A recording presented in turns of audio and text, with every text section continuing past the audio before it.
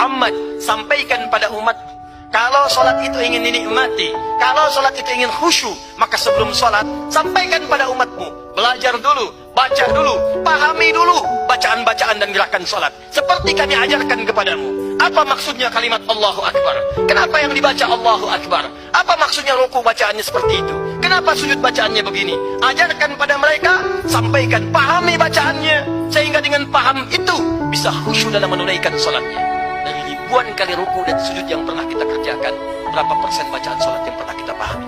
Jangan-jangan selama ini ruku gak ngerti yang dibaca, sujud gak paham yang diungkapkan.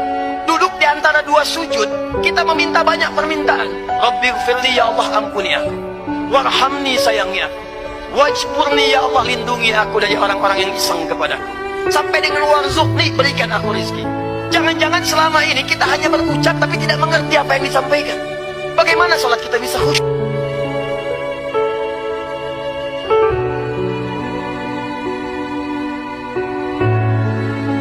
Setiap selesai sholat, Nabi berdoa dan mengatakan, Allahumma inni as'aluka ilman nafi'a wa rizqan tayyiba wa amalan mutaqabbala. Ya Allah, hamba mohon, kata Nabi, anugerahkan pada hamba ilmu yang bermanfaat, rizki yang baik, dan penerimaan dalam setiap amalan hamba. Mohon terima salat hamba. Assalamualaikum warahmatullahi wabarakatuh. Saudaraku, ada yang bertanya kepada saya, apakah sebuah peristiwa besar seperti kebakaran sebuah kota, tsunami, banjir bandang, gempa bumi, tanah longsor, tanah bergerak, gunung meletus adalah juga sebagai azab dari Allah Subhanahu wa taala? Jawabnya ya, sangat mungkin bahwa hal itu merupakan azab. Karena Allah sendiri yang menginformasikan dalam Al-Quran bahwa ada hubungan kait antara dosa, kemaksiatan, dan juga azab dari Allah Subhanahu wa taala. Apa yang terjadi kepada kaum Nabi Nuh dengan menenggelamkan mereka dalam banjir bandang waktu itu? Apa yang terjadi dengan Fir'aun dan tentaranya yang ditenggelamkan Allah di Lautan Merah saat itu?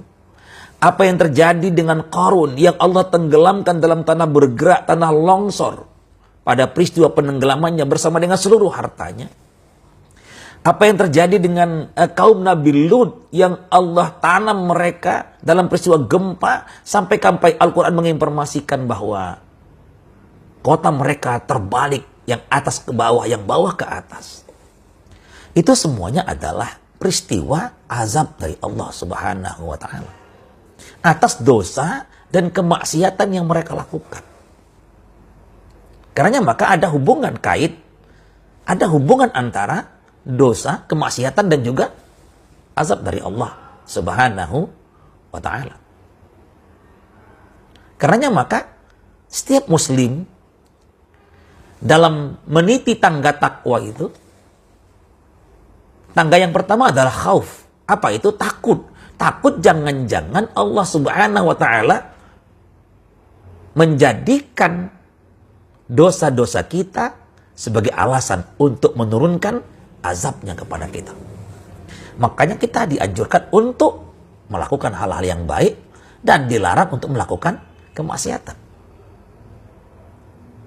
Selain itu Allah Subhanahu wa ta'ala juga mengajarkan kepada kita sebaik doa yang luar biasa. Yang dalam doa itu kita meminta agar Allah tidak menjadikan dosa kita, kemaksiatan kita menjadi alasan baginya untuk memberikan azab kepada kita. Apa doanya? Rabbana la tu'akhidna in nasina au akhtana. Sekali lagi. Rabbana la tu'akhidna in nasina au akhtana. Ya Allah, janganlah Engkau jadikan azab bagi kami, janganlah Engkau turunkan azab bagi kami dikarenakan lalai, khilaf, salah, dan dosa-dosa kami. Jadi, sebuah peristiwa besar boleh jadi adalah sebuah azab dari Allah Subhanahu wa ta'ala. Tinggal bagaimana kita menyikapi peristiwa itu untuk menjadi i'tibar bagi kita. Fa'tabiru ya ulil albab. Assalamualaikum warahmatullahi wabarakatuh. Yuki vokalis Pas Band, mengalami perubahan besar dalam hidupnya setelah 2 kecelakaan yang membuatnya merenungkan makna kehidupan. Kecelakaan pertama terjadi pada 2015 saat ia melaju dengan sepeda motor dari Tasikmalaya ke Bandung usai manggung. Meski selamat, kejadian itu meninggalkan kesan mendalam. Kecelakaan kedua yang terjadi pada 2019 di Cianjur benar-benar mengguncangnya. Dalam perjalanan menuju Sukabumi untuk beritikaf, Yuki mengalami insiden yang membuat kakinya patah. Ia menyadari bahwa ini adalah peringatan dari Allah atas gaya hidupnya yang terlalu sibuk dengan urusan duniawi. Setelah peristiwa tersebut, Yuki mantap untuk berhijrah. Ia mulai fokus memperbaiki diri, mendekatkan diri kepada Allah, dan menjalani hidup dengan lebih bermakna.